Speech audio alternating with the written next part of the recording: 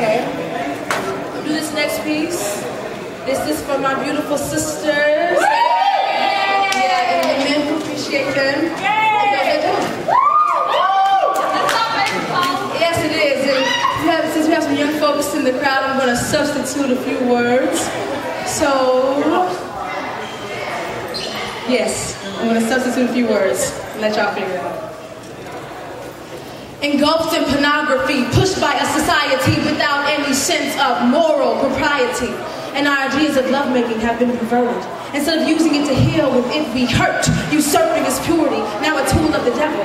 I don't need you to beat my na-na up, I'm trying to raise your chakra levels, elevate your spiritual consciousness to its highest peak. Not settling for carnal pleasures alone or being called your midnight freak. So between the sheets, when you slip inside this piece of Mother Earth, I am wet and warm like only the depths of the ocean can be. It's unadulterated love that allows thee to open and you to be baptized in me.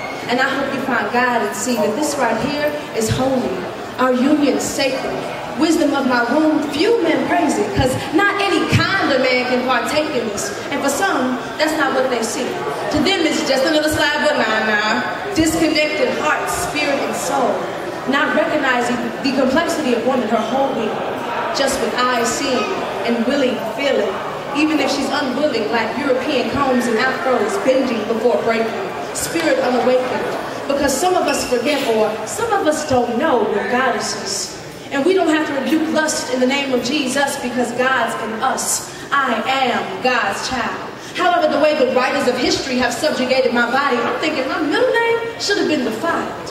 And if all of us right now are morally on trial, a lot of us wouldn't make it. It's not my place to judge, it's just with each new day comes new decisions, so I'm saying take it. It's time for the men to fall back and raise the woman back up to her rightful position. Black fists in the air, symbolizing solidarity, breaking the bonds of gender dissension. Growing up in the ghetto, I'm accustomed to war zones, so the last thing I need is my guard up in my own home. I've been broken down, boundaries set, colonized, I'm Africa. Once upon a time, I permed my natural nappy roots, and it took me 5 years to get back to you. So now that I'm free, when we're together, that's what I need us to be. Nappy. Because naps are strong. Don't treat my blackened body like the rest of the world has and do me wrong. Degrading me with your negative thoughts, your speech, your actions, your favorite songs. Your words towards me should be loving. I birthed civilization. And on the unbroken backs of my children snatched was built the success of not one, but many nations. So just like satin caresses your sun-kissed skin, the same should be your touch. Love me religiously. I don't need you to be my nana.